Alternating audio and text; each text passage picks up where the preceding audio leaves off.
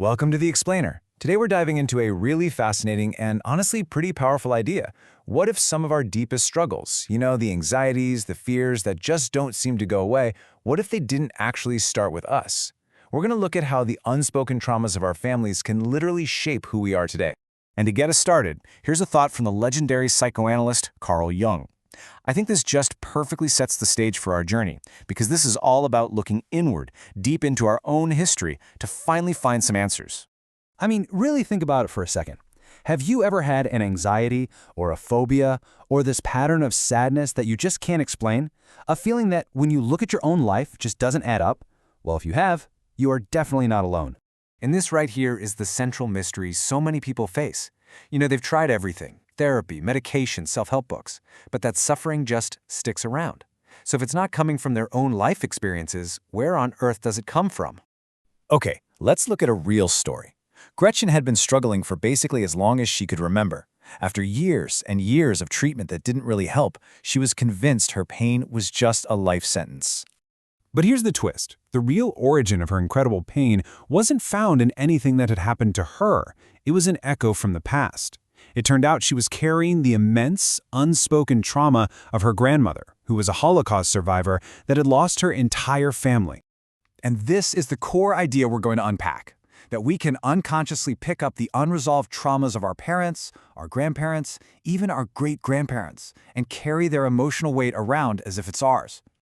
This idea that the past repeats itself isn't totally new. For more than 100 years, psychologists have noticed how unresolved events have this haunting way of showing up again, often in really mysterious ways. Sigmund Freud actually had a name for this: the repetition compulsion. He saw it as this powerful, unconscious drive our minds have to reenact old traumas. It's almost like our psyche is desperately trying to go back and create a different ending, to finally solve an old problem. And Carl Jung put it another way. He believed that the stuff we don't bring into the light, the things we don't deal with consciously, they don't just vanish. Nope. They bubble back up to the surface and shape our lives, feeling like destiny or just inescapable fate.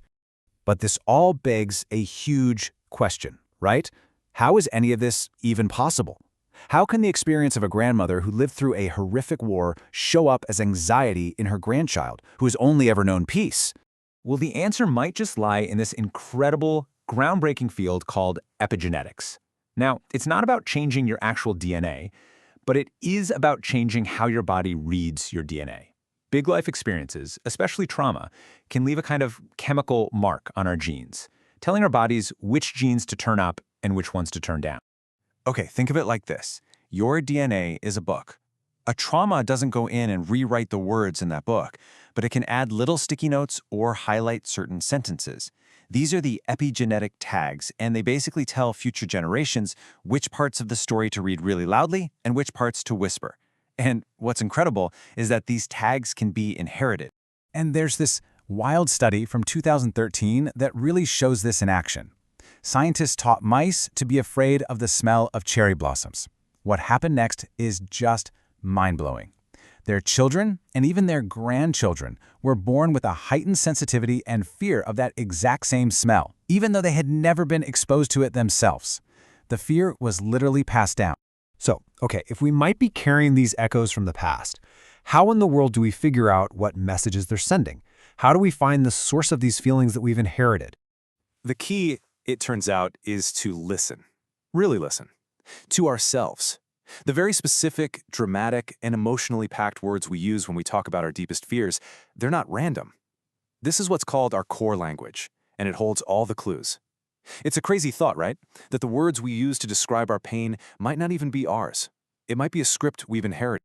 Okay, let's go back to a real-life example. This is Carson, a 26-year-old firefighter who started having these awful panic attacks. When he was asked about his greatest fear, these were his exact words. Now, for a young guy with his whole life ahead of him, that language seems pretty intense, pretty final, doesn't it? So watch this. When we put Carson's words right next to his family's hidden story, the connection is just chilling. Carson had no idea, but his biological father had been forced to give up his parental rights when Carson was just a little kid. Look at those parallels.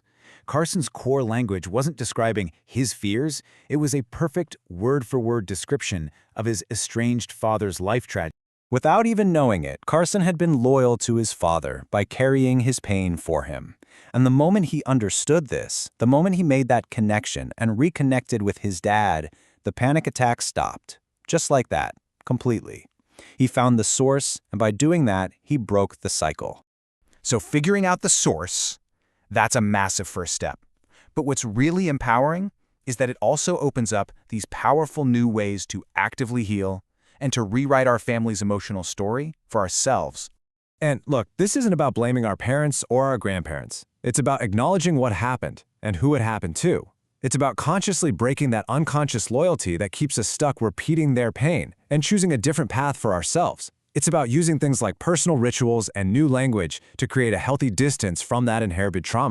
One of the most powerful tools is creating what are called healing sentences. These are basically conscious statements that acknowledge the past but declare a new future. By saying something like this, you're telling your subconscious that you're no longer bound by those old family patterns. You're honoring their hardship, not by repeating it, but by living the full life that maybe they couldn't. The bottom line is this. We are all walking, breathing histories of our families. The good and the bad, the triumphs and the traumas, it's all part of our blueprint. But by looking inside, by learning to decode the language of our fears, we gain this incredible power, not just to understand our story, but to finally write a new ending.